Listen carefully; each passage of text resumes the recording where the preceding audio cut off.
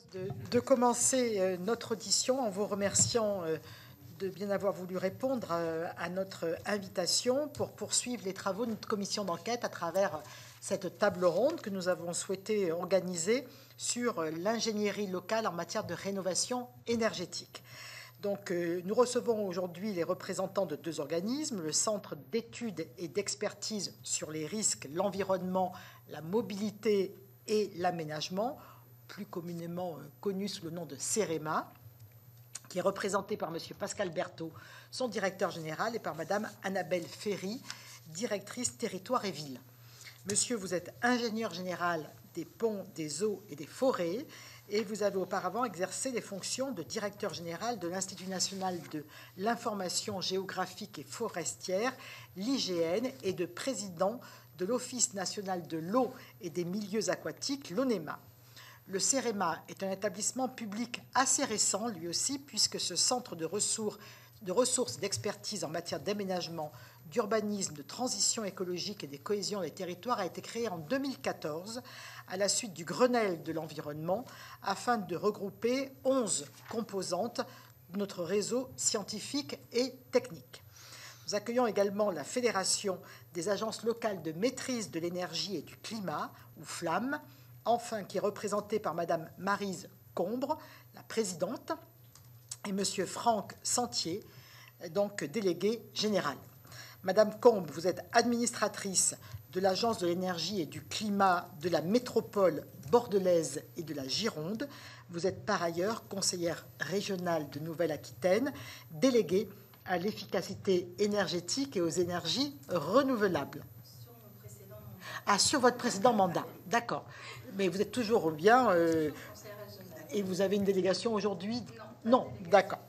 Monsieur Sentier, vous étiez auparavant notamment le coordinateur de la fédération et le directeur de l'Agence de l'énergie et du climat du Centre et Sud Yvelines. Votre fédération fait suite à une assemblée constituante des agences locales de maîtrise de l'énergie et du climat, ou ALEC, qui se sont réunies en 2004 afin de créer FLAM. Je rappelle que les ALEC font suite à une initiative de la Commission européenne de 1994 et qu'elles sont des structures à but non lucratif dont le rôle est d'accompagner les collectivités territoriales dans la transition énergétique de leur territoire.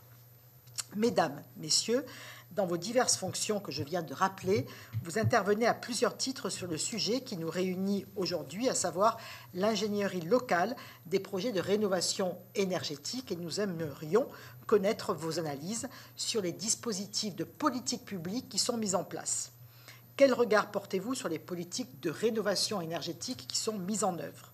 Quelle est votre position sur les obligations mises en place, notamment à l'issue de la loi Climat et Résilience, et plus particulièrement concernant l'interdiction de la mise en location des passoires énergétiques? Quelle est votre position sur les dispositifs d'incitation du type MaPrimeRénov', mais aussi les C2E, ou encore les politiques d'accompagnement avec France Rénov', et puis tout récemment, ce qui va se mettre en place avec Mon Accompagnateur Rénov'. Au Sénat, nous sommes également et naturellement convaincus que les dynamiques locales sont particulièrement importantes pour entraîner des rénovations réussies. Comment articuler l'action de l'État et celle des collectivités territoriales? Quel rôle doivent jouer dans l'avenir les collectivités territoriales? Quelle ingénierie mettre en place au niveau local pour conduire plus efficacement des projets locaux de rénovation énergétique? Que prévoir en particulier pour les logements sociaux, mais aussi pour les copropriétés? Quelle adaptation des guichets et accompagnateurs locaux est nécessaire selon vous, alors que l'ANA a récemment fait parvenir des consignes aux collectivités pour obtenir le label Mon Accompagnateur Rénov'? Avant de vous laisser la parole pour répondre à ces premières questions, il me revient de vous indiquer que cette audition est diffusée en direct et en différé sur le site internet du Sénat et qu'elle fera l'objet d'un compte-rendu. Il me revient également de vous rappeler qu'un faux témoignage devant notre commission d'enquête serait passible des peines prévues aux articles 434-13, 434-14, 434-15 du Code pénal, qui peuvent aller de 3 ans à 7 ans d'emprisonnement et de 45 000 € à 100 000 € d'amende. Je vous invite donc à prêter serment, de dire toute la vérité, rien que la vérité, à lever la main droite et à dire « je le jure ». On commence peut-être par vous, Madame Combre. Je le jure. Je le jure. Je le jure. Je le jure. Voilà, je vous en remercie. Je vous laisse donc la parole. Je ne sais pas comment vous souhaitez peut-être commencer dans l'ordre, peut-être la présidente de la Flamme, et puis après le directeur général du CEREMA, et après notre rapporteur vous posera un certain nombre de questions, ainsi que nos collègues qui sont membres de la commission d'enquête et qui sont présents avec nous à cette audition. La parole vous est accordée. Merci beaucoup, et puis merci surtout d'auditionner les personnes qui sont vraiment au plus proche du terrain pour mettre en œuvre la rénovation énergétique de tous les bâtiments. Donc juste quelques mots pour situer Flamme et les ALEC, les agences locales de l'énergie et du climat. Comme vous l'avez justement précisé, Madame la Présidente, c'est suite à un programme européen en 1994, donc il y a eu l'émergence de 450 ALEC à l'échelle européenne. Il y en a juste une quarantaine en France. Donc ces ALEC apportent une ingénierie experte aux collectivités territoriales. Voilà, forte de leurs 25 ans d'expérience, les agences françaises se sont fédérées au sein du réseau Flamme. Aujourd'hui, Flamme, c'est une quarantaine d'ALEC. Plus de 600 salariés. Oui, il faut que je parle, parce que je n'avais pas vu. Plus de 600 salariés, pardon, ce qui couvre un territoire de 23 millions d'habitants, donc un tiers de la population française. Les agences sont portées par près de 300 intercommunalités et conseillent 1100 communes. Donc elles sont inscrites dans le Code de l'énergie, à l'article L211-5-1, pour stipuler qu'elles accompagnent donc les collectivités locales dans leur politique énergie-climat. Donc les ALEC sont vraiment un outil privilégié pour les élus. Comme vous l'avez rappelé très justement, elles sont neutres et indépendantes. Elles favorisent l'émergence donc de projets et de mettant tous les acteurs autour de la table. C'est ça qui est aussi qui est permis aux ALEC à ce format-là, c'est de pouvoir mettre les acteurs autour de la table pour décider des projets portés par leur collectivité.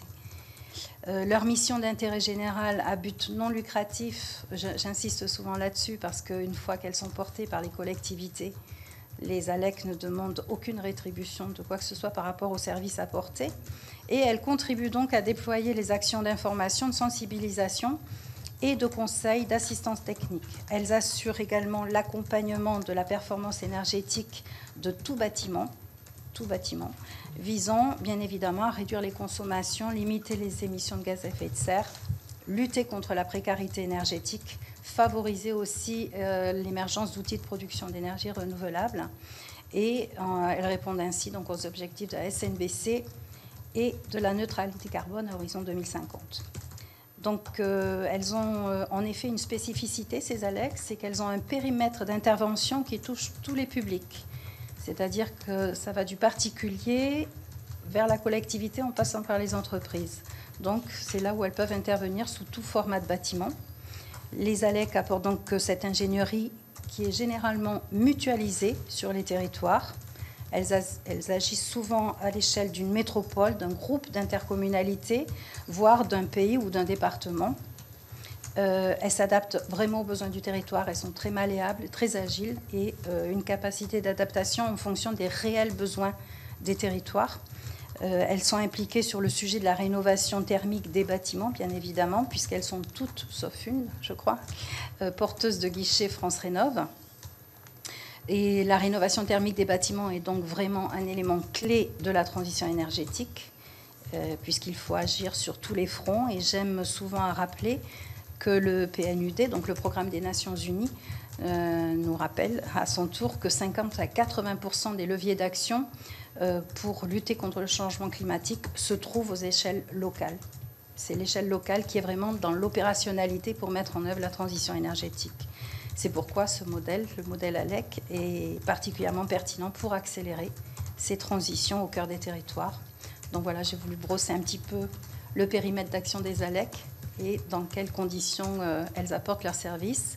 Ce sont des ingénieries qui sont vraiment créées par des élus, pour des élus, voilà, et au bénéfice de l'ensemble de leur collectivité.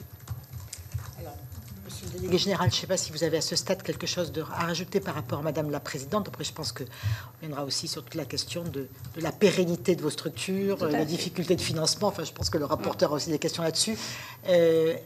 À ce stade, est-ce que vous voulez qu'on commence à répondre aux questions que vous avez posées si vous le souhaitez. Hein, après, on y reviendra forcément. Hein, voilà, mais vous pouvez encore un petit peu, le propos introductif, vous pouvez un petit peu élargir.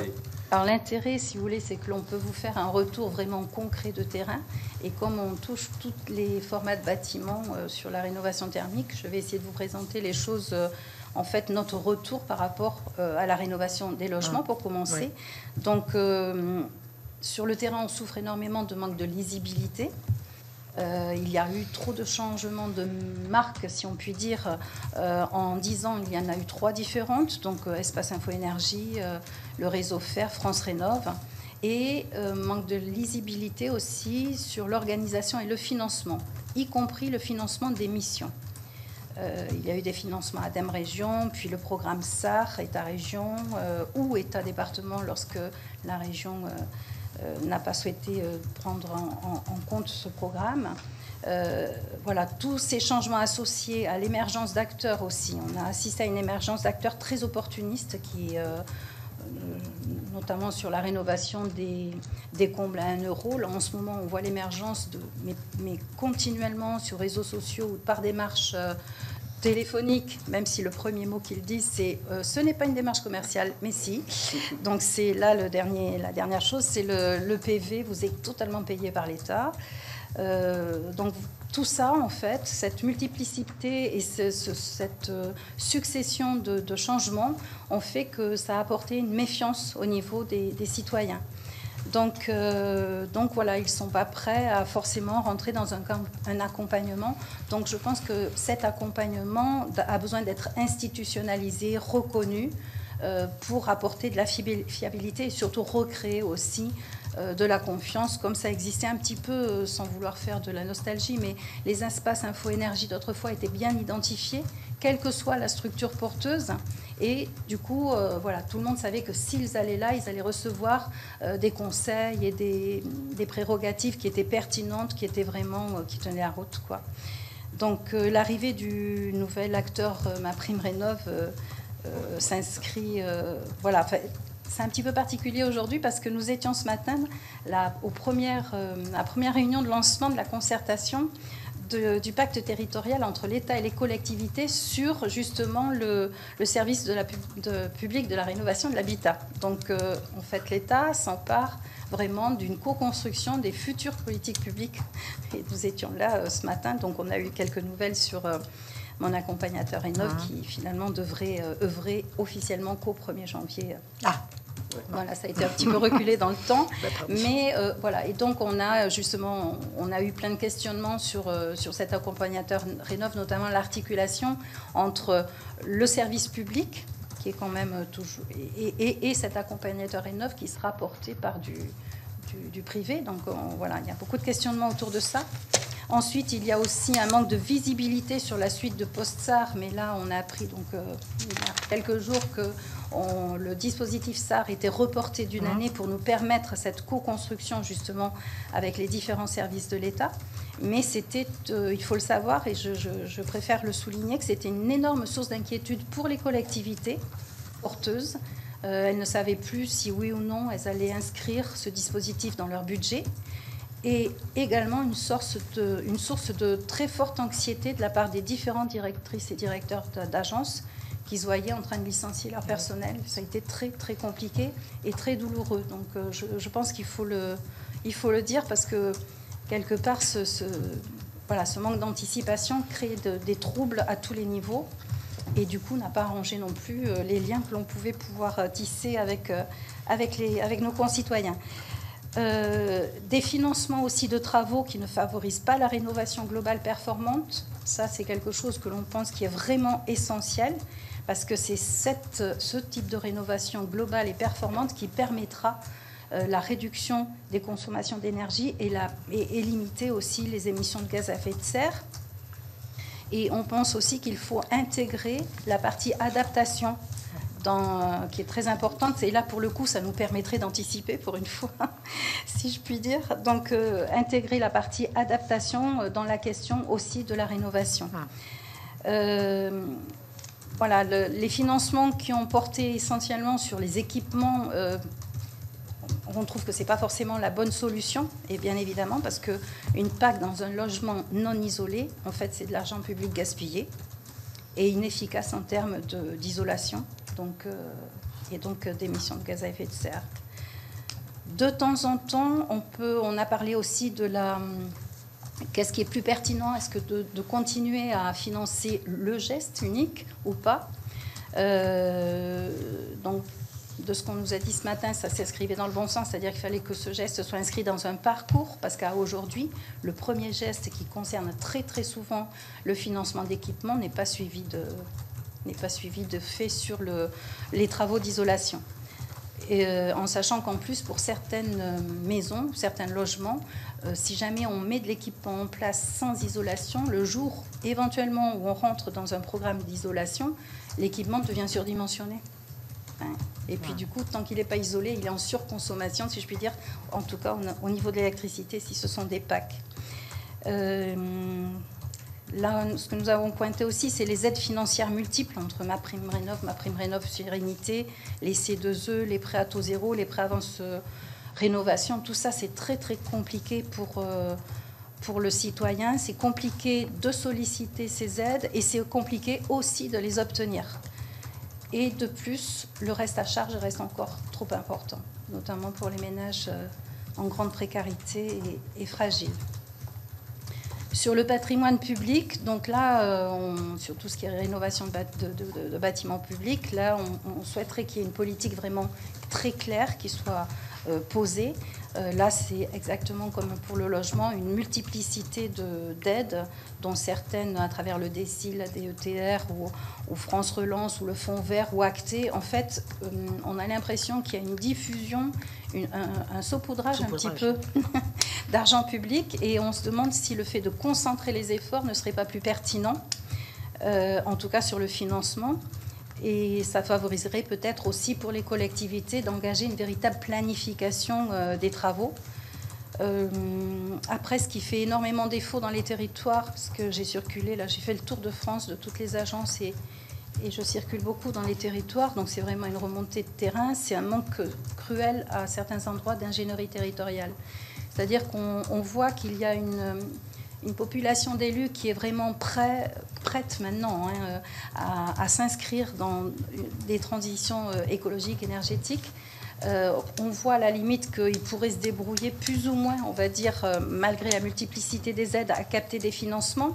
Mais pour autant, ils ne savent pas par où commencer, pas comment s'organiser, etc. Donc cette ingénierie territoriale, experte, elle fait cruellement défaut. Voilà, cette ingénierie, elle permet aussi aux collectivités, du coup, de s'inscrire dans une vision plus globale de son territoire. Elle va pouvoir justement avoir, de son territoire et de son patrimoine, ça va lui permettre aussi, cette ingénierie, lorsqu'elle est présente, de prioriser, de planifier. Et parce que, comme tout le monde le sait, tout ce qui est du champ de la rénovation, c'est sur du temps long, ça s'inscrit sur du temps long, mais ça permet d'amorcer cette transition qui, aujourd'hui, elle est toujours très incertaine parce que par manque de soutien d'ingénierie. Donc, nous, ce que nous nous efforçons de faire, c'est souvent de mettre en place, dès lors que c'est des demandes des élus et que ça correspond à un besoin, un réel besoin, mettre en place une ingénierie mutualisée, surtout sur le tissu rural. C'est très important. C'est pas parce que c'est le territoire rural qu'il a moins besoin d'ingénierie que d'autres. Ils en ont absolument besoin. C'est pour ça que l'intérêt d'une ingénierie mutualisée est une solution, enfin c'est ce que nous pensons en tout cas, et pourrait apporter justement les financements, entre autres des CEP, les conseillers en énergie partagée, qui sont là vraiment au service des bâtiments publics de ces collectivités porteuses.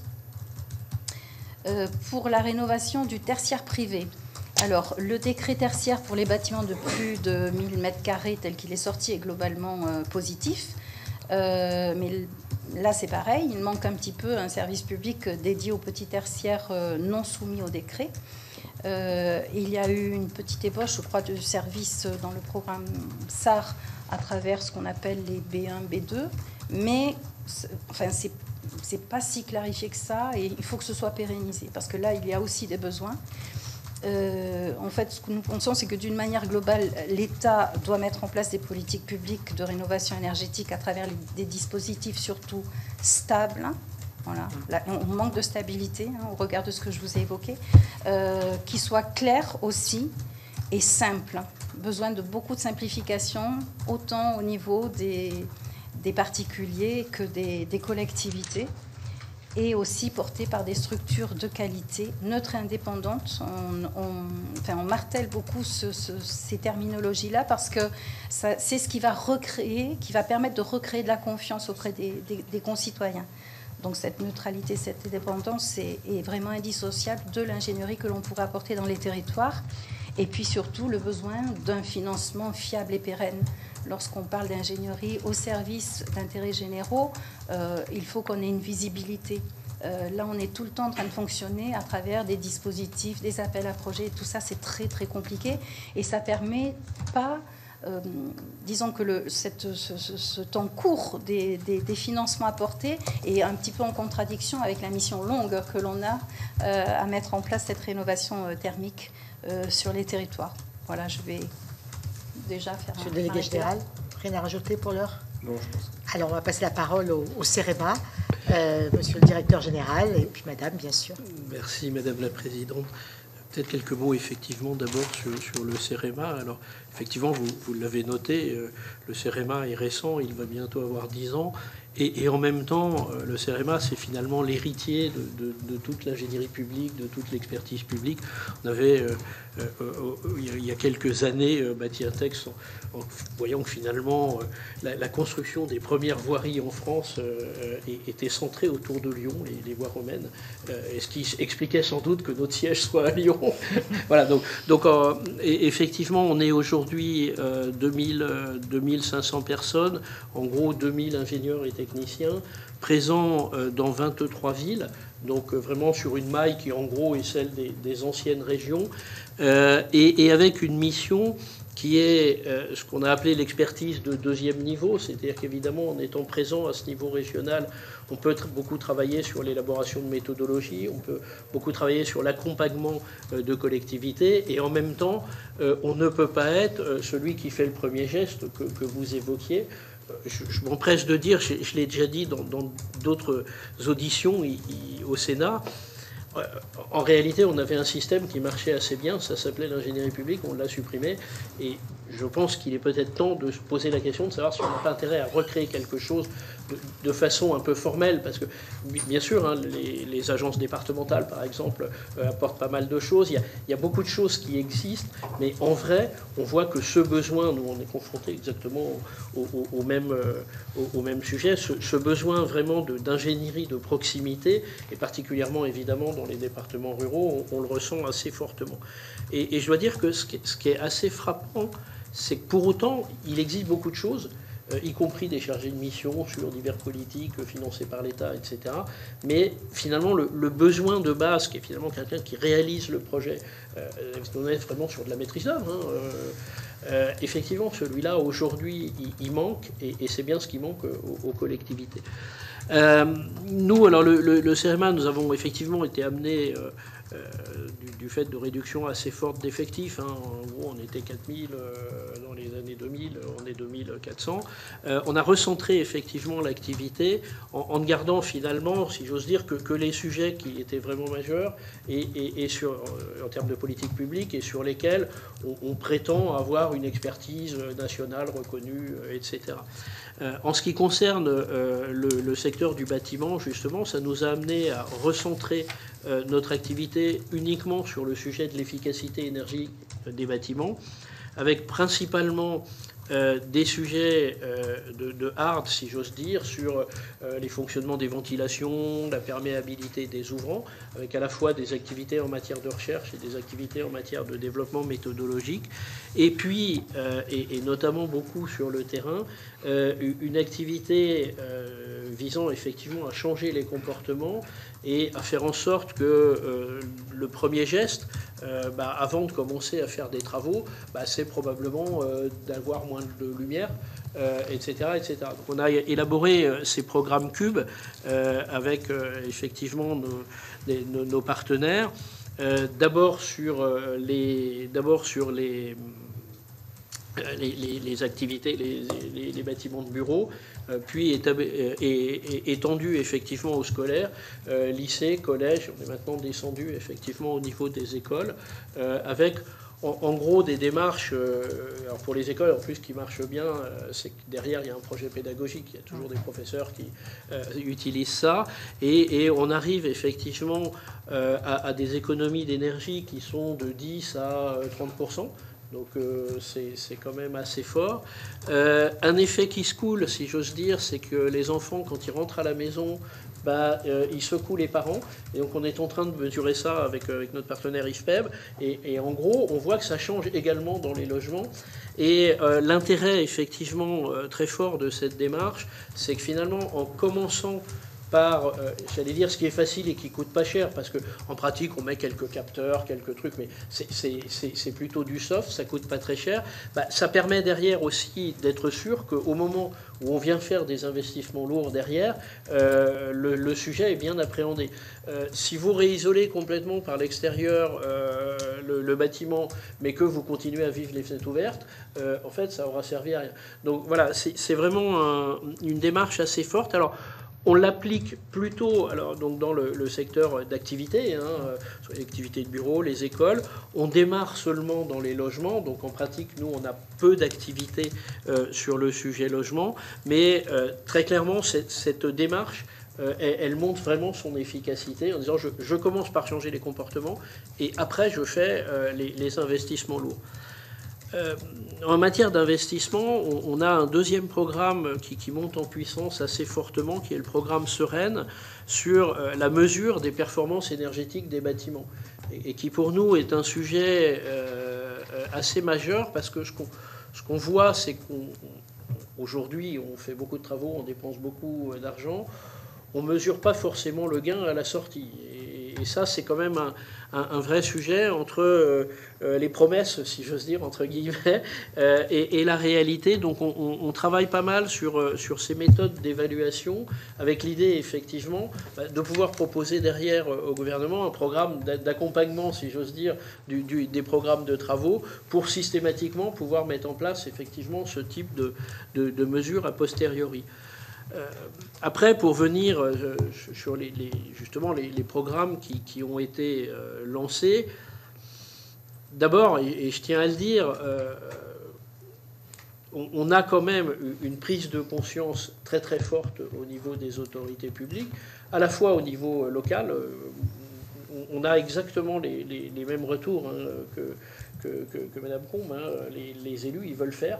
Ce qui est, je trouve, intéressant, parce que très objectivement, il y a 5 ou 10 ans, ce n'était pas vraiment le cas quand même. Donc on a vraiment aujourd'hui une vraie volonté de faire. Il y a une vraie volonté de l'État d'accompagner, avec des programmes qui sont quand même avec des montants financiers qui sont particulièrement importants. Après, je crois qu'effectivement, il y a beaucoup de démarches simultanées avec une visibilité assez faible, et je rejoins tout à fait ce que disait Mme Combe sur le fait que les élus ne savent pas trop comment faire. À un moment, il y a trop d'offres, quoi.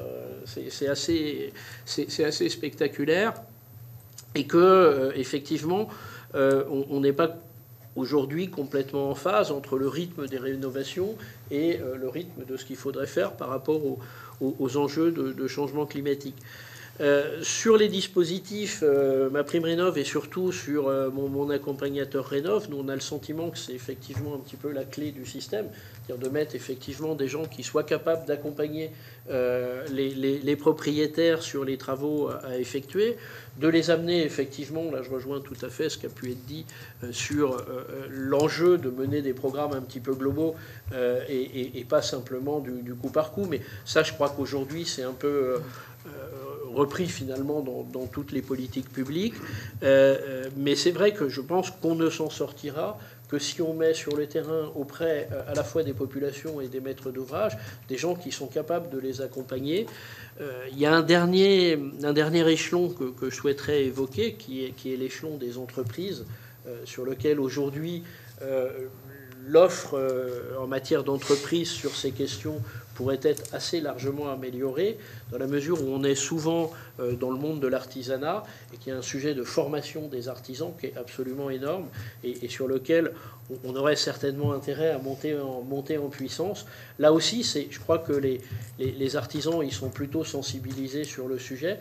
Simplement, ils ne savent pas toujours comment faire, ou ils appliquent des méthodes qu'on avait il y a 10 ans ou il y a 15 ans. Alors évidemment, tout ça évolue à la vitesse grand V. Donc la question de la formation des professionnels nous semble effectivement essentielle. Voilà, je dirais de façon un peu globale, le point positif, c'est que les moyens sont là. Il y a probablement derrière un petit peu à driver, à canaliser et surtout à aider les gens sur le terrain à bâtir les projets. Madame, est-ce qu'à ce stade, vous voulez rajouter quelque chose? C'est parfait, Non. merci. Madame la Présidente, vous voulez réagir par rapport à... Oui, non, je suis tout à fait d'accord avec ce qu'a évoqué M. Berthaud.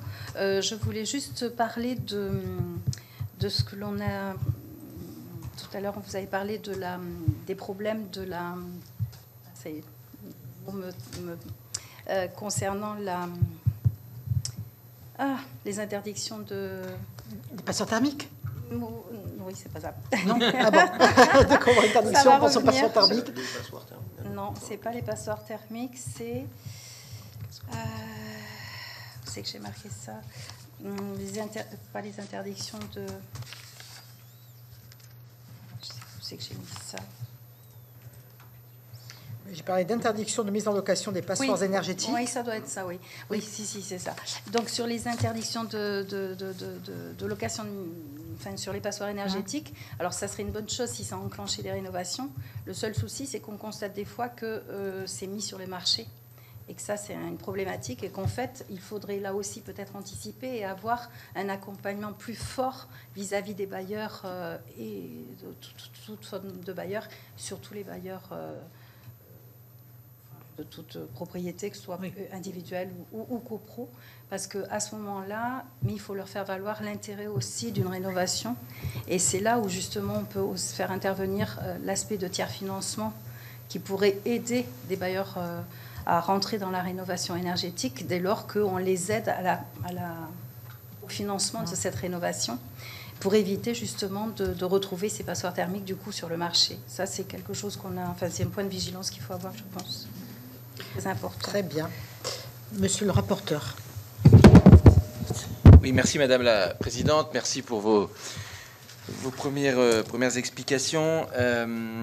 D'abord déjà, de dire qu'on rejoint tout à fait ce que vous avez pu dire sur la question de l'ingénierie et du besoin d'ingénierie, notamment auprès des collectivités. On a eu tout à l'heure une table ronde justement avec le représentant des collectivités. Et c'est évidemment ce qui est également ressorti, quoi. C'est-à-dire que si on veut agir fortement et rapidement, on a besoin de s'appuyer sur les collectivités avec à la fois cet échelon de proximité, mais du coup il y a besoin d'avoir cette ingénierie et cet appui à l'échelle locale. Donc ça, je pense que c'est quelque chose qui est assez clair. Après, moi j'avais plusieurs questions. C'est vrai que dans le dispositif actuel tel qu'il est mis en place et tel qu'il est en train encore d'évoluer, mais en tout cas tel qu'il fonctionne, c'est vrai qu'on s'aperçoit que le bilan qu'on a pu faire, c'est qu'on est beaucoup sur du monogeste. Alors bon, plutôt sur du changement de chaudière ou des choses comme ça qui sont liées en fait aux aides qui sont attribuées, aussi au démarchage qu'il peut y avoir et donc voilà, ma première question, c'était de savoir comment, selon vous, on pouvait arriver à avoir un dispositif justement qui s'extrait un peu justement de cette question des monogestes pour aller plutôt vers de la rénovation globale, même si en soi, c'est pas forcément d'aller tout de suite sur de la rénovation globale, mais en tout cas que le premier geste, il soit fait en connaissance de cause et que ça soit le bon premier geste, on va dire. Donc voir un petit peu comment du coup, voilà, ce que vous aviez comme idée sur une évolution pour aller plutôt là-dessus. Alors il y avait la question du passeport logement, ou en tout cas je sais pas qu'on pourrait l'appeler, carnet de santé, enfin voilà, en tout cas qui fait que on puisse avoir une vraie visibilité sur l'évolution des logements et puis du coup des interventions successives. Donc voilà, ça m'intéressait d'avoir votre avis là-dessus. Ensuite, il y avait la question de mon accompagnateur Rénov', donc pareil, donc qui va être mis en place et voir comment en fait vous l'envisagez, notamment enfin sur le réseau Flamme et sur les ALEC. C'est vrai que c'est quelque chose qui pour beaucoup fonctionnait déjà. Enfin, en tout cas, il y avait justement à la fois cette porte d'entrée, à la fois cet accompagnement qui était fait localement. Donc comment vous le voyez? Est-ce que pour vous c'est quelque chose qui va venir remplacer le travail qui était déjà fait quand on a des plateformes de rénovation ou des ALEC sur place? Est-ce que c'est quelque chose qui peut être complémentaire? Enfin, en tout cas, comment vous l'envisagez en tout cas dans sa mise en place? Ensuite, oui, et puis du coup, mon autre question était sur la question peut-être des inégalités qu'il peut y avoir entre territoires. Parce que vous avez dit que là, par exemple, on a 40 ALEC en France. Bon, il y a d'autres dispositifs, mais on sait qu'il y a des territoires sur lesquels il n'y a pas grand-chose qui existe. L'accompagnateur Rénov peut être une réponse, mais du coup, ouais, sur cette question un peu d'égalité territoriale, comment vous voyez ça? Et puis une dernière question sur les filières, à la fois sur l'accompagnement des entreprises, formation, mais aussi sur la mise en place de filières. Alors là, peut-être plutôt vers le CEREMA, sur les questions de nouveaux matériaux biosourcés, la mise en place de filières locales. C'est vrai qu'on voit que ça commence déjà, enfin, ça se développe déjà, ça commence à émerger. Après, il y a le lien à la fois sur la question de normes, etc. Mais c'est pareil, pour mettre ça en place sur un territoire, ça demande une ingénierie assez importante. Et donc voilà, la question était de savoir si, vous aviez déjà des exemples en tout cas d'accompagnement, et qu'est-ce qu'il faudrait faire justement pour aller plus vite dans ce domaine-là. Voilà, merci. Oui, merci. Je vais peut-être, pour commencer, par rapport à la problématique monogeste versus rénovation globale, une première chose qu'on pourrait faire, c'est éviter que, quand on fait du monogeste, on fasse les monogestes dans le mauvais sens. C'est-à-dire ne pas subventionner le financement d'un changement de système de chauffage si le bâtiment n'a pas été isolé d'abord. Parce que faire, à la limite, si on faire l'isolation, enfin faire le projet de rénovation en plusieurs étapes, pourquoi pas? Pas forcément. Si on peut le faire en une étape, ce sera toujours mieux. Mais c'est pas toujours possible. C'est pas, voilà. Et donc, mais au moins que le processus soit fait dans le bon sens. C'est d'abord isoler l'enveloppe pour réduire les consommations, ensuite changer le système de chauffage pour ne pas mettre en place un système de chauffage surdimensionné si on le fait dans le mauvais sens. Et donc, si ça doit être par étapes. Voilà, on peut faire par étapes, mais le tout c'est de ne pas subventionner des étapes dans le mauvais sens, parce que là c'est de l'argent gaspillé, quoi, clairement. Ensuite, peut-être je continue pour le MAR, oui. Alors en fait, mon accompagnateur Rénov, ce qu'on pense, c'est qu'il faut qu'il soit complémentaire de ce qui existe aujourd'hui. C'est-à-dire que ce qu'on demande, c'est que dans le service public de la rénovation, les conseils France Rénov, ce qu'il faut, on pense indispensable, c'est que non seulement il y ait l'information et le conseil personnalisé, mais il est indispensable qu'il y ait ce suivi tout au long du projet. C'est-à-dire que même si le ménage fait appel à une assistance à maîtrise d'ouvrage, qu'on appelle MAR aujourd'hui, avec un cahier des charges bien défini, n'empêche qu'il faut que le particulier puisse à tout moment se retourner vers son service public de confiance, et en cas de problème, en cas de question, qu'il puisse à tout moment être là. Et puis, mon accompagnateur Rénov, c'est quand même quelque chose de lourd, qui coûte cher, donc qui est aujourd'hui, ce qui est prévu, c'est que ça soit pour les projets, vraiment les projets ambitieux, avec au moins 10 000 € d'aide. Voilà, mais n'empêche que les autres projets qui ne rentrent pas dans ce cadre-là, les particuliers ont peut-être quand même besoin d'un niveau d'accompagnement, mais qui peut être moindre. On n'a pas forcément besoin d'aller à ce niveau d'accompagnement. Et ça devrait pouvoir être fait dans le cadre du service public. En fait, globalement, c'est ce que font les PTR, enfin ce que faisaient les PTRE. Voilà, donc c'est un niveau d'accompagnement qui peut être... Voilà, pas forcément besoin d'un audit à chaque fois. On n'est pas obligé d'aller si loin dans l'accompagnement, mais n'empêche qu'il faut que le service public il puisse faire cet accompagnement, je dirais peut-être minimum.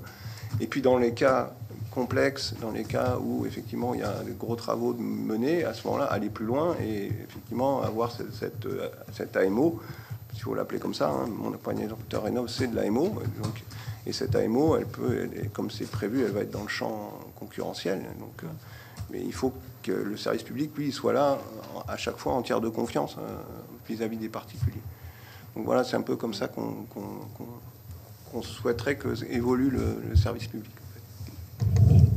Je rajouterais, sans parler donc du MAR et de la complexité que ça peut apporter, pour rebondir sur ce qu'a dit M. Berthaud et la nécessité des mesures. Ça rejoint un petit peu ce qu'a évoqué M. Sentier, c'est-à-dire prioriser dans un ordre cohérent ce que l'on fait. Je vous donne un exemple. Du coup, je prends ma casquette d'élu régional. J'étais en charge de la performance énergétique des lycées et on a commencé par instrumenter les lycées, parce qu'il fallait qu'on ait une mesure de référence de base pour savoir si toutes les actions que nous allions mener dans nos lycées allaient nous permettre d'atteindre la neutralité carbone à 2050. En fait, on est parti de l'objectif et on a fait un rétroplanning pour savoir d'abord, donc il fallait instrumenter, les lycées sont à plus de 50% instrumentés. Nous avons ensuite travaillé sur l'efficacité énergétique des lycées, donc vraiment sur la rénovation, même s'il reste un petit peu quelques points noirs. Lorsque les rénovations étaient moins importantes que d'autres, parce que nous avions des lycées qui ont plus d'un siècle, faut le savoir, donc lorsqu'elles étaient moins importantes, on y a collé aussi la substitution systématique par des ENR. C'est-à-dire qu'on était dans une progression pour entrer dans une rénovation du bâtiment extrêmement performante, ce qui nous a permis quand même d'avoir des résultats conséquents, puisque entre 2000 et 2023, nous avons baissé de 40% les émissions de gaz à effet de serre qui étaient donc instrumentées et mesurées depuis les années 2000.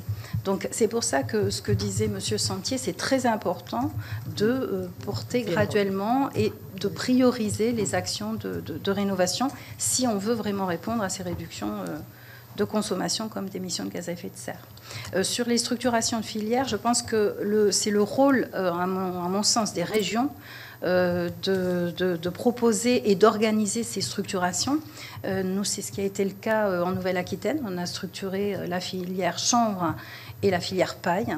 Donc à aujourd'hui, nous sommes en mesure de proposer, grâce à un guide environnemental extrêmement rigoureux et pointu, des matériaux biosourcés lorsqu'on fait de la rénovation. C'est-à-dire qu'on systématiquement, on va étudier la possibilité de mettre des matériaux biosourcés que peuvent être le chanvre, le béton de chanvre ou la paille. Donc c'est les régions ont un rôle d'animation vraiment pour créer ces filières, ces structures et ces filières. Parallèlement à ça, les régions aussi ont un rôle, et je pense qu'il faut vraiment les motiver là-dessus, sur la formation professionnelle, parce qu'on a quand même des gros soucis sur les professionnels du bâtiment, où des fois, puisqu'on parlait de matériaux, d'écomatériaux, lorsqu'il y a une méconnaissance de l'usage, de l'utilisation de ces écomatériaux, on n'a pas les résultats escomptés. Mais tout ça, c'est parce que la mise en œuvre n'a pas été faite dans les règles. Donc la formation professionnelle, la structuration de filières, tout ça, je pense que c'est de l'ordre vraiment d'impulsion des régions. Voilà. Puis on a besoin aussi effectivement de former plus de personnes, parce qu'on voit qu'aujourd'hui, surtout dans les ALEC, les recrutements, c'est très compliqué, quoi. Et c'est pas que dans les ALEC. Mais, donc il y a besoin de renforcer ces filières de formation, aussi bien initiales que continues, en fait. Ouais. Bon. Monsieur le directeur général. Peut-être sur les questions de financement, la bonne nouvelle, c'est que effectivement, les travaux qu'on veut arriver à ce qu'ils se fassent produisent effectivement une diminution de la facture énergétique. Donc il y a des gains potentiels. La difficulté, effectivement, c'est comment les activer pour arriver effectivement à faire les travaux. Nous, on est totalement en phase avec ce qui a été dit, c'est-à-dire qu'il faut faire dans l'ordre. D'abord commencer effectivement par faire ce qui coûte pas cher. Et c'est vrai que pour l'instant, nos programmes Cube, on a réussi à les faire fonctionner vraiment très bien dans le tertiaire. On commence sur le logement. Donc il y a probablement à apprendre, à trouver, mais il nous semble que c'est effectivement déjà la première des choses à faire, c'est ce qu'on peut faire qui coûte pas cher. Après, évidemment, on vous rejoint tout à fait, il faut clairement avoir des projets un peu globaux. Et c'est vrai qu'il y a sûrement un grand intérêt à activer les économies qui peuvent être faites pour financer, alors à travers des processus de tiers financement, à travers des processus de contrats de performance énergétique. Je dirais aujourd'hui, les outils existent, y compris le tiers financement étendu très opportunément aux collectivités il y a une dizaine de jours. Voilà, donc il faut travailler là-dessus. Simplement, il faut avoir en tête que, évidemment, c'est des sujets qui, en termes de techniques financières, si j'ose dire, sont plus compliqués que ce qu'on avait l'habitude de faire jusqu'à présent, et ce qui renvoie immédiatement, évidemment, à des questions de formation. Voilà. Donc ce travail-là, enfin, je pense qu'aujourd'hui, les outils, de fait, existent, ou en tout cas, sont pas très loin d'exister. Il y a probablement beaucoup à travailler sur, encore une fois, la formation des accompagnateurs. Alors, je reviens, moi je suis assez tout à fait d'accord avec ce qui a été dit sur les accompagnateurs. Ce qu'on voit, c'est que, je dirais, au fond, la situation, elle est assez simple. On a des maîtres d'ouvrage qui soient d'ailleurs entreprises, collectivités ou particuliers, qui sont pas, et c'est normal, sont pas compétents sur ces sujets-là. Et donc c'est vrai que la notion d'accompagnateur nous semble vraiment une très bonne chose, parce que c'est les prendre par la main. Alors c'est pas faire à la place. Évidemment, le job de l'accompagnateur, il sera pas le même quand on est sur un office de HLM qui a les moyens, ou quand on est sur le particulier ou le groupe de 3 ou 4 particuliers. Mais clairement, je crois que c'est là, effectivement, qu'on arrivera à faire basculer la chose, parce que, objectivement, les maîtres d'ouvrage, ils sont tout seuls, quoi, et c'est des sujets qu'ils ne connaissent pas. Et donc, voilà. Donc ça nous paraît assez, j'allais dire assez facilement, c'est pas forcément le mot, mais en tout cas, on voit bien ce qu'il faut faire. On voit bien ce qu'il faut faire. La difficulté, elle est que c'est assez massif. Il y a de la formation massive, je rejoins tout à fait ce que vous disiez sur les artisans, etc. Donc il y a un effort massif de monter en compétences à la fois des accompagnateurs concrets, à la fois des entreprises. Et puis effectivement, il y a les nouvelles filières. Je vais peut-être, Annabelle, te passer la parole là-dessus, sur laquelle nous, on s'est pas mal investi sur les biomatériaux. Et on voit là aussi que, typiquement, vous citiez région Aquitaine, mais dans d'autres régions aussi, on voit que les choses commencent à être mûres. Mais là aussi, il va y avoir un gros effort de promotion, etc. Et tout d'abord de formation. Effectivement, avec la spécificité concernant évidemment les filières locales et les matériaux biosourcés, par exemple, sur lesquels effectivement le CEREMA travaille, c'est la dimension locale. La dimension locale sous plusieurs angles, bien sûr, sous l'angle déjà climatique, puisque forcément une rénovation énergétique ne va pas s'aborder de la même manière selon le territoire. L'évolution climatique n'est pas la même non plus. Bien sûr, on a des tendances patrimoniales qui sont pas toutes, mais qui devraient théoriquement être en harmonie aussi avec ces conditions locales, ce qui n'est pas forcément le cas. Mais en tout cas, il y a des grandes tendances de typologie patrimoniale globale qui requièrent justement aussi à avoir des filières qui soient en adéquation sur la rénovation. Alors sur la construction, bien sûr, et nous on travaille à la fois sur les matériaux biosourcés pour les nouvelles constructions, mais également pour la rénovation. Donc par exemple là-dessus, nous on a monté en partenariat le centre de ressources de la réhabilitation responsable sur le bâti ancien, le CREBA, qui permet justement d'apporter des sources d'informations sur l'ensemble des ressources et des matériaux et déjà des filières qui sont à l'œuvre. On a couplé ça avec aussi un travail avec d'autres partenaires avec un observatoire des coûts de la construction sur les matériaux aussi biosourcés qui peuvent être du coup réutilisés à ce niveau-là, et des actions autour qui sont bien sûr déjà à ce stade de la forme, pas forcément de la formation à proprement dit, mais déjà de la sensibilisation au niveau des maîtres d'ouvrage, des maîtres d'œuvre, des architectes bien sûr, et des artisans. Tout ça prend deux aspects. Donc il y a effectivement la partie de mise en place de filières locales à la fois constructives, donc neuf et réhabilitation, mais aussi sur la partie matériaux, comme on vient de l'évoquer, typiquement les matériaux biosourcés. C'est nos études aussi portent là-dessus, en lien aussi avec l'université Gustave Eiffel, sur les effets justement favorables en termes de décarbonation, au-delà de performance, sur la thermique bien sûr, mais aussi sur l'acoustique. Donc sur toutes ces filières, on a déjà des choses qui sont valorisables, qui sont valorisées, avec aussi des chantiers vitrines qui sont structurés un peu partout. On peut parler aussi, par exemple, localement en Isère, de la terre crue qui est en train de se structurer pour une partie aussi du département. En tout cas, une conviction de nos travaux et de nos accompagnements, c'est que c'est vraiment au niveau local. Alors, est-ce que l'échelle régionale est pertinente pour avoir une vue d'ensemble? Mais il y a encore des disparités aussi ensuite à l'intérieur, mais sur l'aspect aussi formation, sur toutes ces structurations économiques et de formation qui est quand même la base, c'est sans doute l'échelle pertinente. Ensuite, sur la déclinaison, les spécificités, il y a sans doute des échelles intermédiaires au niveau, bien sûr, des collectivités locales en partenariat à mettre en œuvre. Mais donc, oui, nous sommes convaincus qu'il faut aussi accélérer là-dessus, et c'est le pendant, justement, qui permettra d'avoir aussi des rénovations énergétiques réussies, qu'elles se fassent dans un ensemble rapide ou qu'elles se fassent étape par étape, bien sûr, en la planifiant, comme on vient de l'évoquer dans le propos précédent. Monsieur le rapporteur, bien sûr.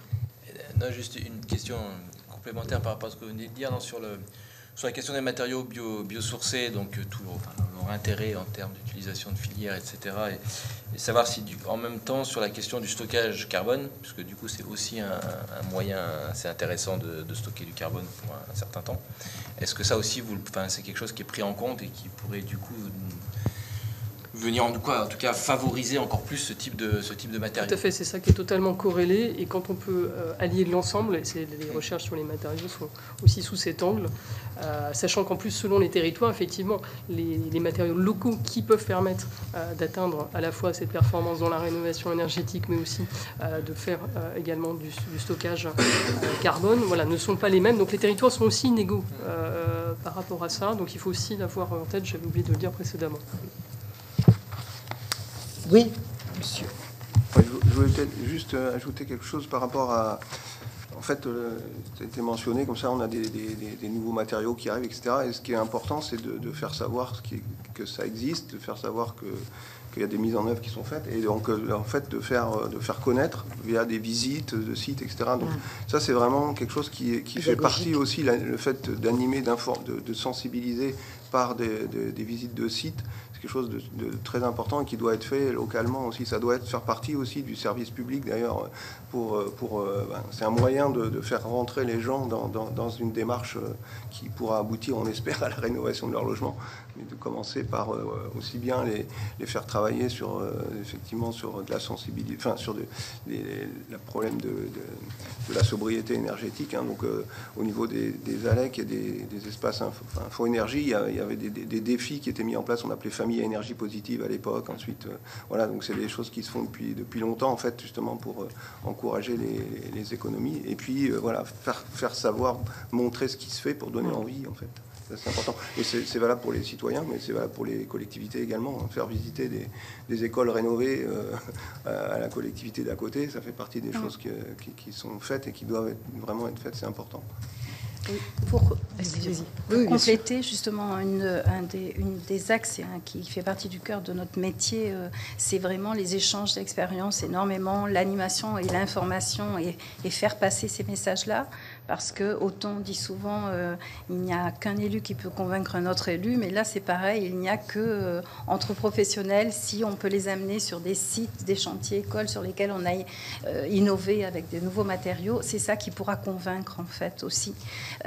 Pour finir aussi, concernant vraiment l'ingénierie territoriale, locale, dont les élus ont vraiment besoin sur leur territoire, j'ai fait une proposition il y a fin février au ministère des Comptes publics pour faire une proposition de financement de cette ingénierie dès lors qu'elle est mutualisée à travers un budget annexe qui devrait être initié par l'État et qui devrait se décliner donc à l'échelle de chacune des intercommunalités avec cette petite contrainte dans le cadre de ce budget de pouvoir créer pas de pouvoir, mais d'être contraint du coup de créer une ingénierie mutualisée. Parce qu'il faut avoir vraiment une vision globale qui ne s'arrête pas, alors déjà une vision globale sur son territoire à l'échelle intercommunale, mais aussi une vision encore plus élargie, puisqu'il peut y avoir des passerelles qui sont forcément à créer entre le rural et l'urbain, par exemple, entre les producteurs et les consommateurs, on va dire aussi, en termes d'énergie. Donc ça permet justement ces échanges forts et d'être pertinent, en tout cas sur sur la production d'énergie et aussi sur les rénovations des bâtiments. J'ai fait aussi valoir qu'il faut, parce que ce que l'on nous renvoie souvent, c'est qu'en termes d'ingénierie, à côté, c'est nouveau budget de fonctionnement. Et là, ça hérisse le poil de beaucoup de monde. Et ce que j'ai fait valoir et chiffré par une de nos agences, c'est en fait nos conseillers, lorsqu'ils travaillent sur le conseil justement des particuliers et des entreprises, puisque j'avais que ces deux champs, je n'avais pas sur les collectivités, quel chiffre d'affaires ils ont généré. Donc ces conseillers, ils génèrent entre 3 et 4 millions de chiffre d'affaires sur le territoire. Mais ça, je pense qu'il faut que l'État puisse l'entendre, parce que s'il finance, plus il le sait, en fait, j'allais dire, c'est un cercle vertueux, plus il va financer de façon simple les collectivités pour se doter d'ingénierie, plus il va les récupérer grâce à l'attractivité qui va être mise en œuvre sur les territoires. Donc c'est un petit peu, voilà, attractivité, rénovation, initiation du gagnant-gagnant. Voilà, la TVA, c'est de nouveau dans les caisses de l'État qu'elle va repartir. Donc je trouve que c'est pas un format, cette ingénierie, de quelque chose qui est passif, qui n'est pas productif. Hein, c'est quelque chose qui va justement générer, ce sont des apporteurs d'affaires, je ne devrais pas dire ce terme, puisque c'est du champ du service public que je défends profondément, mais ce sont quand même des apporteurs d'affaires au bénéfice de leur territoire et de l'État aussi. Monsieur le directeur général. Un complément sur ces questions d'ingénierie. Je pense qu'effectivement, il faut raisonner vraiment dans la complémentarité entre ce que peut faire le privé et ce que doit faire le public. Nous, on a beaucoup travaillé là-dessus, parce que c'était évidemment une des craintes des bureaux d'études privés, en disant enfin, on crée le CEREMA, ça va nous bouffer de la laine sur le dos, etc. Pour tout vous dire, aujourd'hui, on a un représentant de Syntec Ingénierie qui est dans notre conseil d'administration. On a une convention avec Syntec Ingénierie, une convention avec Sinov. Donc on a justement essayé vraiment de jouer cette complémentarité publique-privée, parce que finalement, on voit bien qu'il y a des choses que le privé, en fait, ne peut pas faire. Et notamment auprès des collectivités, tout ce qui est à l'amont, au moment où la collectivité ne sait pas vraiment ce qu'elle veut, aller s'adresser à un privé, voilà, ça peut donner des trucs un peu bizarres, CF, les débats sur les cabinets de conseil. Voilà. Non, mais c'est exactement ça. Enfin, en fait, c'est exactement ça le sujet. Et donc, du coup, ce qui est assez marrant, c'est qu'en fait, cette discussion-là, on l'a eue avec les représentants des bureaux d'études privées, et ils ont fini par dire que c'était assez d'accord. Notamment en posant une question toute bête, qui était, voilà, on a supprimé la TESAT il y a 10 ou 15 ans, quelle a été l'évolution de votre chiffre d'affaires? Il a baissé. C'est assez spectaculaire, quand même. Et c'est logique, parce que les collectivités, elles n'avaient plus auprès d'elles les gens pour préparer les appels d'offres, les marchés. Donc il faut arriver à recréer quelque chose. Évidemment, pas la TESAT ou ce qu'on pouvait faire. Moi j'ai commencé... car il y a 35 ans, à la grande époque, où voilà, on faisait des travaux pour les collectivités. Donc évidemment pas ça. Mais clairement, justement, sur ces fonctions où clairement le privé ne peut pas assumer, il faut arriver d'une façon ou d'une autre. Alors après, moi, je ne me prononcerai surtout pas sur ce qu'il faut le mettre au niveau des intercos, des départements, de l'État, de machin. Ça, je ne sais pas, mais en tout cas, il faut le mettre quelque part.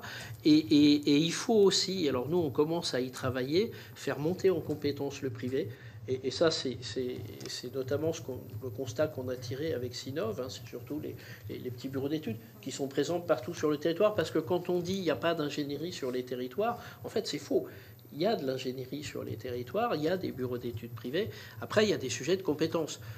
Vous avez aujourd'hui des bureaux d'études privés qui vont vous refaire classiquement la place de l'église. Je prends toujours cet exemple.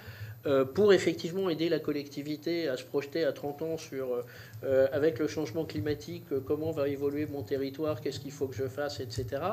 Là, évidemment, c'est beaucoup plus compliqué. Et donc, on a vraiment ce besoin de monter en compétence des bureaux d'études privés. Nous, ça nous a amené notamment à faire augmenter assez fortement notre activité de formation, à la fois d'ailleurs pour les collectivités et effectivement pour les bureaux privés, parce que quelque part, on réussira que si on arrive à mobiliser l'ensemble de la communauté. Alors, je ne sais pas s'il y a des collègues qui souhaitent vous poser des questions.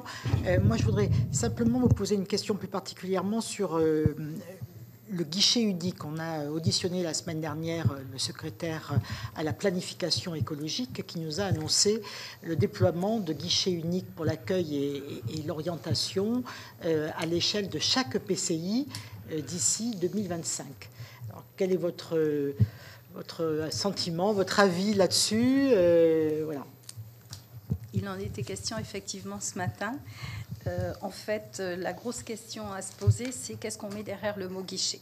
Voilà, ça je crois que c'est le préalable et c'est ce sur quoi nous allons nous pencher à travers les groupes de travail qu'a proposé Simon Hufetot ce matin, justement. Donc c'est déjà de se dire qu'est-ce qu'on met derrière la notion de guichet, déjà, et comment on l'envisage, parce que ce que j'expliquais aussi ce matin, notamment à M. Hufetot, c'est que on peut avoir des idées ou des principes, des super principes et de bonnes idées de politique publique, mais si parallèlement, on ne réfléchit pas assez en amont sur la mise en œuvre, sur les modalités de mise en œuvre, ça peut échouer, alors que le principe ou l'idée peut être bonne au départ. Donc c'est pour ça que ce guichet unique, il faut voir d'abord qu'est-ce qu'on y met derrière et comment aussi on va pouvoir le déployer, puisqu'il a parlé, et je confirme, donc l'échelle des EPCI, mais comment en faire bénéficier aussi la petite commune qui est à 1 heure de route de l'EPCI et ses citoyens, ses habitants. Donc tout ça, c'est à envisager. C'est pour ça que la modalité, la mise en œuvre, elle est tout aussi importante que l'idée de guichet, qui est une très bonne idée par ailleurs, quoi. Mais savoir qu'est-ce qu'on met derrière. Et puis, en fait, avoir un guichet au niveau de chaque EPCI, ça ne veut pas forcément dire avoir une structure au niveau de chaque EPCI. En fait, c'est là qu'effectivement, dans les territoires ruraux, à nouveau, il faut mutualiser. Mais en fait, bon, par exemple, les ALEC qui sont dans les territoires ruraux sont souvent à l'échelon départemental. Hein, elles tiennent des permanences dans les mairies. Voilà, elles tournent dans les différentes mairies pour être présentes au plus près. Mais évidemment, elles ne sont pas tous les jours dans la mairie du petit village. Mais par contre, elles se déplacent de façon à pouvoir couvrir tout le territoire et être présentes localement, quoi.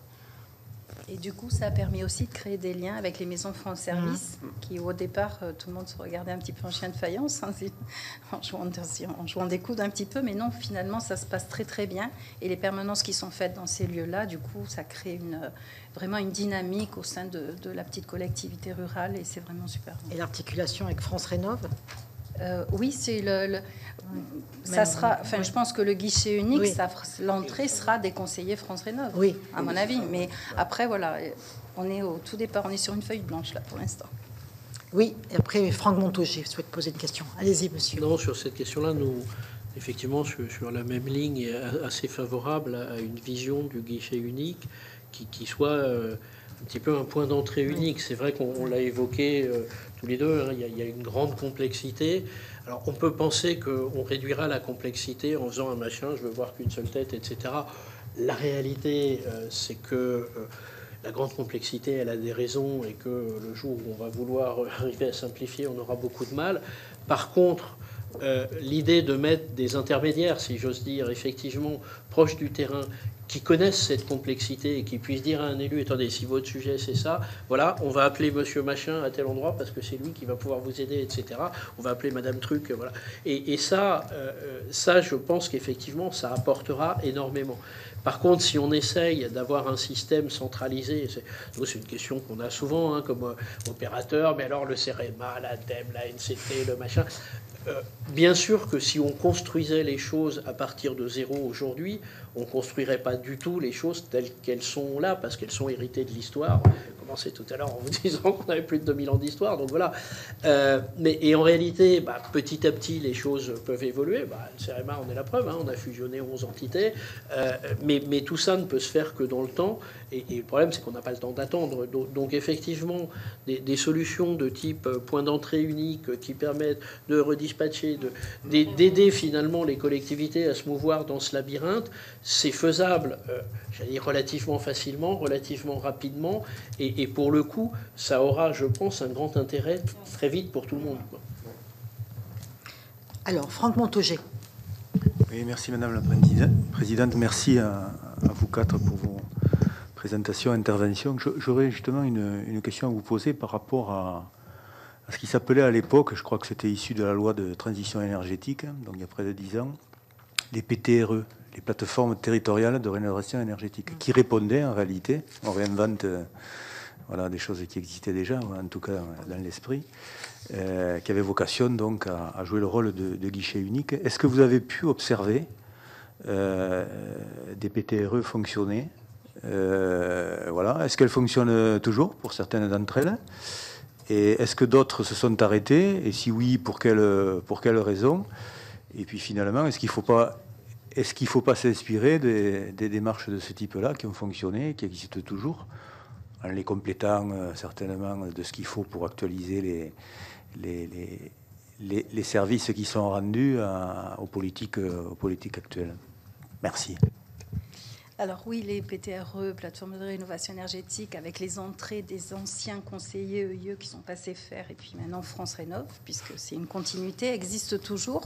Le souci, c'est qu'à l'échelle d'un territoire, même régional, toutes les EPCI ne se sont pas dotées de PTRE.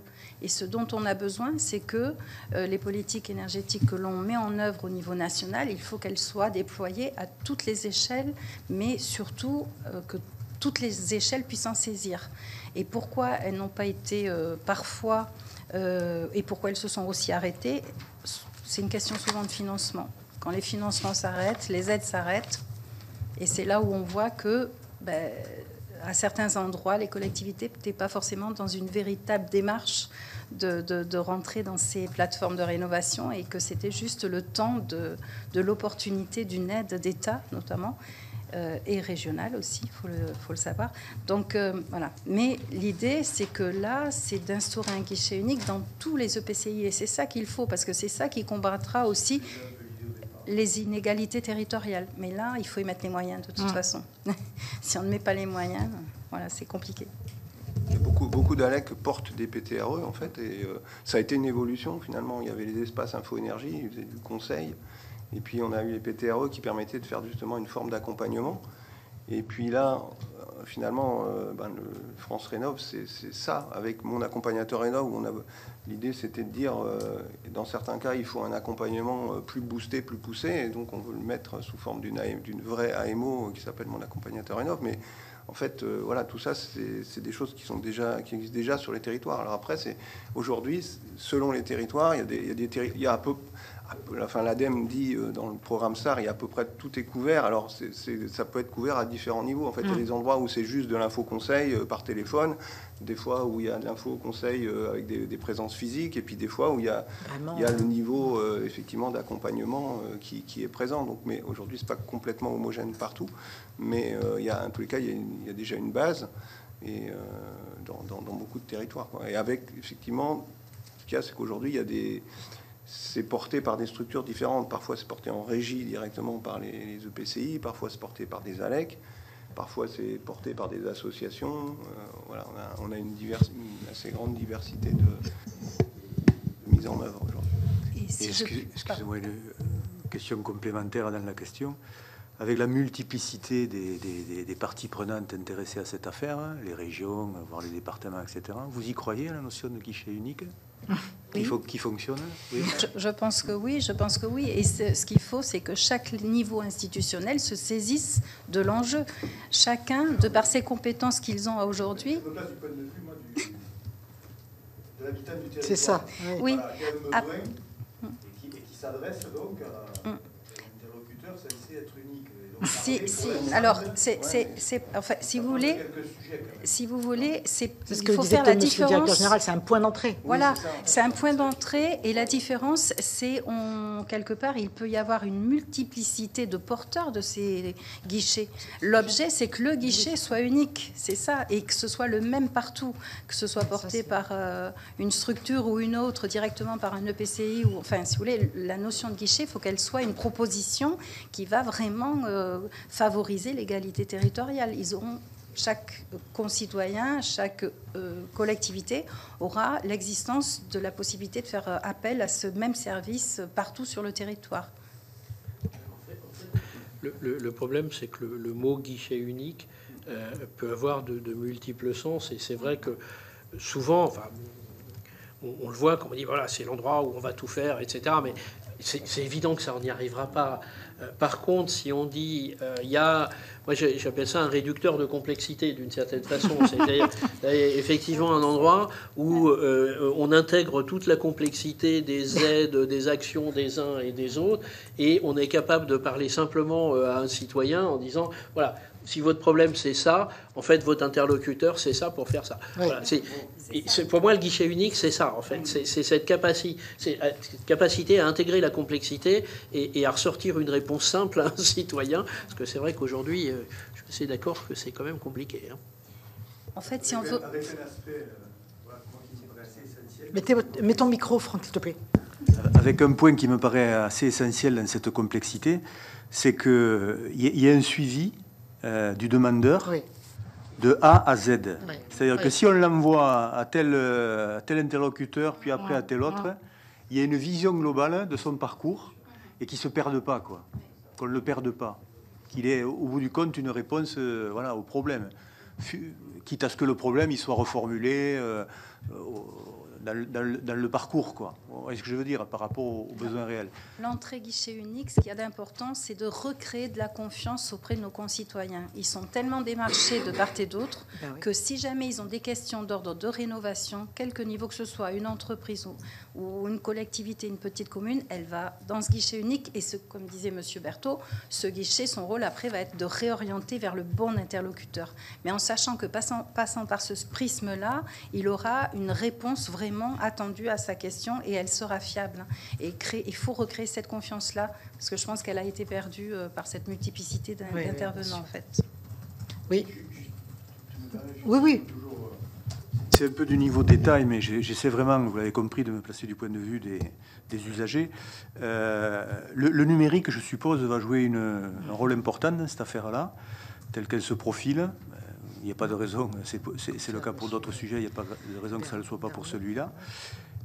Voilà, j'attire l'attention sur la question hier soir de l'accès au numérique. Non, tu étais encore là, Franck, avec le directeur de développement durable de Schneider Electric. Non, j'ai pas pu rester, j'ai pas parce pu qu'il a être parlé là. effectivement du numérique. Voilà, ça me paraît assez fondamental parce que sur certains territoires où les populations sont en moyenne plutôt plus âgées qu'ailleurs, le rapport à l'informatique, aux plateformes, il va être crucial.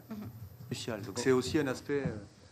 En fait, les plateformes numériques, elles peuvent servir effectivement à l'usager, et ça peut être un point d'entrée, mais enfin, il faut du physique, quoi. Tout le monde ne peut pas s'en servir, donc il est important d'avoir des présences physiques, ça c'est capital. Voilà, mais l'outil numérique, il sert aussi justement aux parties prenantes. J'ai bien compris. Voilà, mais ça, c'est pas le. Voilà, ça, je suis pas inquiet là-dessus. Je suis beaucoup plus sur le. Peut-être sur. Enfin, après, allez-y. Dire que le numérique, si c'est bien utilisé, ça peut être un vrai réducteur de complexité. Pour le coup, effectivement. C'est sûr. Mais évidemment, ça ne remplacera jamais le fait d'avoir quelqu'un. Donc, c'est un outil surtout qui permet de faire de la réduction de complexité. Mais voilà. Pas, quoi. Et puis, le deuxième point que je voulais évoquer, c'est vrai que derrière, si on veut sécuriser les citoyens, enfin, on voit que c'est bien le sujet, ça veut dire qu'il va falloir aller assez loin, y compris dans la labellisation des entreprises. C'est-à-dire qu'on n'échappera pas, à mon sens, à un moment, à labelliser les entreprises et être capable de dire à quelqu'un, celle-là, vous pouvez y aller, celle-là, vaut mieux pas. Alors, évidemment, jamais la puissance publique peut dire les choses comme ça. La labellisation, c'est une façon de le faire. Mais voilà, c'est... parce que c'est vrai qu'on l'a peu évoqué, mais aujourd'hui, c'est quand même c'est hallucinant. Enfin, vous avez des margoulins un peu partout. Et ça a vachement décrédibilisé le sujet, parce que les gens, ils ont peur. Hein. Mais c'est pour ça quand même que ce qu'on dit, sur le guichet unique, il y a plein de ça existe déjà. Enfin, je veux dire, ce fonctionnement-là, sur le fait... en tout cas, il y a des collectivités qui ont mis en place des plateformes de rénovation sur lesquelles on s'adresse à... une personne, enfin en tout cas voilà, avec un accompagnement, avec une orientation, avec des conseils sur des entreprises et du coup un réseau local. Donc en fait c'est quelque chose qui existe déjà. Après la vraie question c'est comment on généralise en fait, c'est comment on arrive à faire en sorte qu'on ait à peu près à l'échelle du territoire, à l'échelle nationale, un système qui soit à peu près cohérent. Mais en fait, ça montre en tout cas que ça fonctionne, parce que dans les endroits où c'est mis en place, c'est plutôt assez efficace. C'est surtout aussi qu'est-ce que va mettre derrière ce mot le ministère. Oui. C'est surtout ça, puisqu'ils veulent revoir le contenu de ce guichet. Oui, puisqu'on parlait du numérique, mais c'est pas tout à fait le numérique dont parlait Franck. C'est vrai aussi que hier, on a eu le directeur du développement durable de Schneider Electric par rapport aux solutions qu'ils mettent en place et aux technologies. Et donc, lui, il montrait aussi combien le numérique aujourd'hui est un outil pour s'inscrire dans la sobriété énergétique, quelque part dire ce que vous disiez au début, c'est-à-dire qu'il y a d'abord des comportements d'usage, et à travers le numérique, et relativement des applications qui sont faciles à mettre en place, dont tout le monde peut se saisir, qui permettent déjà de prendre conscience de la consommation, ou en tout cas des économies potentielles que l'on peut être amené à faire par de simples gestes. Voilà, donc c'était aussi ça. Est-ce qu'il y a d'autres questions? Oui, Sabine. Oui, alors, en fait, on parlait tout à l'heure des matériaux locaux et biosourcés. Finalement, ce sont ceux avec lesquels on construisait il y a 300 ans, 200 ans.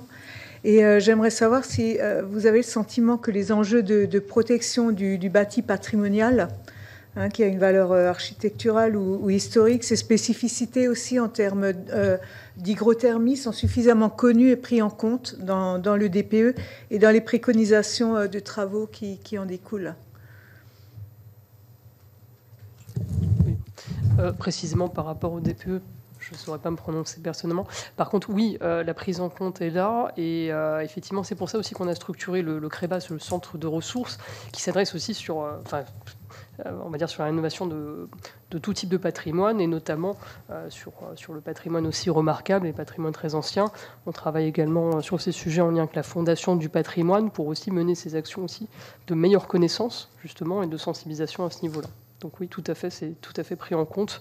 Après, précisément sur chaque typologie, j'en ai pas connaissance, mais c'est vraiment la démarche qui est lancée. C'est assez récent, effectivement, d'allier rénovation patrimoniale et rénovation thermique, avec en plus des matériaux biosourcés, mais en tout cas, c'est là-dessus qu'on avance. Ce qu'on peut dire quand même, c'est qu'effectivement, ça a commencé il y a 2-3 ans, donc c'est assez récent, que nous, on rencontre vraiment un engouement de plus en plus fort, quoi. De plus en plus de gens qui viennent nous voir en disant on est intéressé par ça, etc. Donc globalement, c'est quelque chose qui est quand même en train de se développer.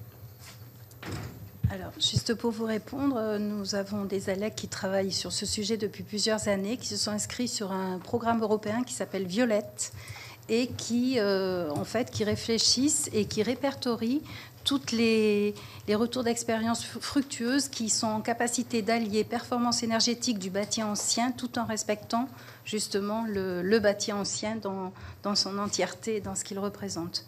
Donc ça existe, il y a des guides qui ont été fournis. Je crois que c'est l'ALEC Bordeaux Métropole sur laquelle je suis rattachée qui a fait ça. Et pendant deux fois, ils ont renouvelé ce programme européen. Et du coup, ça permet de travailler, nous qui sommes plus sur la performance énergétique, de travailler très étroitement avec les CAUE, sur lequel, justement, on a pu intégrer toutes les contraintes architecturales de bâtiments anciens. Monsieur le rapporteur, on va terminer. Allez-y. Non, peut-être une question, oui, il nous reste 5 minutes. Peut-être sur votre retour sur le DPE. On va dire sur la nouvelle formulation du DPE. Enfin voilà, avoir votre avis sur comment vous l'appréhendez. C'est vrai que moi, j'ai un questionnement sur le. On a un dispositif qui, mine de rien, est assez à la fois précis, complexe à mettre en œuvre, enfin qui cherche à être quand même très avec des critères assez précis. Sauf qu'on voit qu'en fait, en application, c'est pas si simple, et que du coup, on a des résultats qui sont pas forcément stables, ou voilà. Et sauf qu'on appuie toute la politique publique sur ce DPE. Et ce qui m'interrogeait, c'est que, pareil, à travers d'autres ALEC que j'ai pu voir fonctionner, aller plutôt justement sur de la simplification, plutôt sur des bouquets de travaux en fait. Et essayer de simplifier. J'ai l'exemple de Murmure sur la métropole de Grenoble, mais du coup de dire, en gros, voilà, j'isole l'enveloppe, je change mes menuiseries, tac, c'est un bouquet de travaux.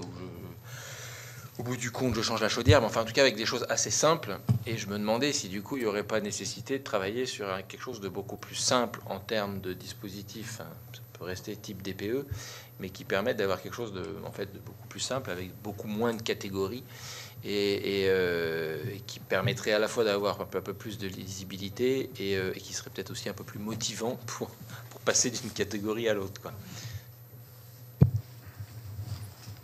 Oui, alors pour les DPE... Pas une question piège. Non, c'est une interrogation.